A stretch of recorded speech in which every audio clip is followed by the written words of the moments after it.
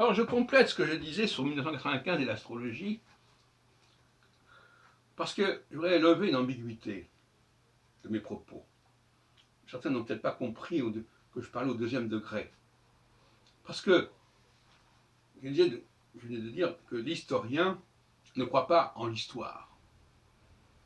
Et par conséquent, qu'un astrologue croit au verdict de l'histoire est une plaisanterie. C'est d'ailleurs le problème de André Barbeau, qui avait un rapport superficiel à la question historique. Voilà. Donc en réalité, l'astrologie, si elle devait se construire sur l'histoire, elle se construirait sur du sable, carrément, sur des sables mouvants. Par exemple, ce qui s'est passé en 1995 aurait pu ne pas se produire, aurait pu être évité, on aurait pu prendre d'autres dimensions. Donc, l'astrologue qui fait des prévisions, il table sur quelque chose qui est quand même assez évanescent quelque part. Après coup, effectivement, on peut dire « Ah oui, 1995, ça a été un moment important. » C'est vrai. Mais dire que c'était écrit dans les astres qu'il devait y avoir cette grève majeure, colossale de la fin 95, du mois de novembre-décembre 95, c'est autre chose. Et on ne saurait franchir ce pas allègrement. Donc effectivement,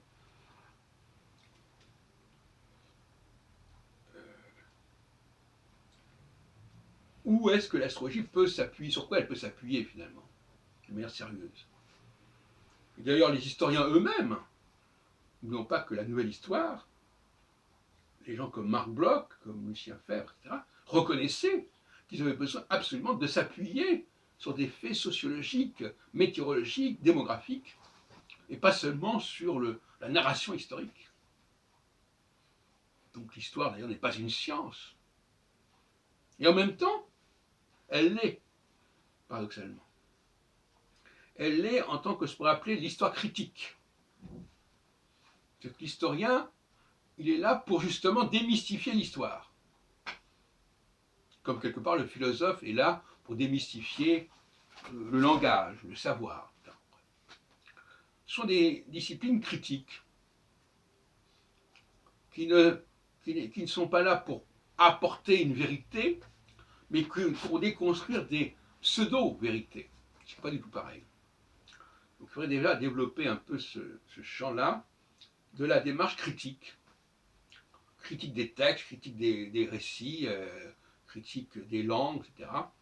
Tout ce qu'on nous montre comme quelque chose d'accompli, d'achevé, de fatal, et qui, en fin de compte, est tout à fait aléatoire et fortuit, à la limite.